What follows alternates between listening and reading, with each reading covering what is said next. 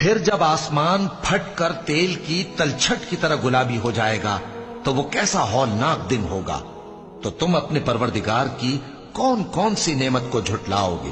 تو اس روز نہ تو کسی انسان سے اس کے گناہوں کے بارے میں پرسش کی جائے گی اور نہ کسی جن سے۔ تو تم اپنے پروردگار کی کون کون سی نعمت کو جھٹلاؤ گے؟ گناہگار اپنے چہرے ہی سے پہچان لیے جائیں گے تو پیشانی کے بالوں اور پاؤں سے پکڑ لیے جائیں گے۔ تو تم اپنے پروردگار کی کون کون سی نعمت کو جھٹلاؤ گے؟ یہی وہ جہنم ہے جسے گناہگار لوگ جھٹلاتے تھے، وہ دوزخ اور کھولتے ہوئے گرم پانی کے درمیان گھومتے پھریں گے۔ تو تم اپنے پروردگار کی کون کون سی نعمت کو جھٹلاؤ گے؟ اور جو شخص اپنے پروردگار کے سامنے کھڑے ہونے سے ڈرا، اس کے لیے 2 باغ ہیں۔ تو تم اپنے پروردگار کی کون کون سی نعمت کو جھٹلاؤ گے؟ ان دونوں میں بہت سی شاخیں یعنی قسم قسم کے میووں کے درخت ہیں۔ تو تم اپنے پروردگار کی کون کون سی نعمت کو جھٹلاؤ گے؟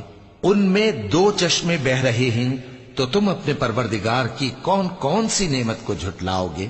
ان میں سب میوے 2 قسم کے ہیں۔ تو تم اپنے پروردگار کی کون کون سی نعمت کو جھٹلاؤ گے؟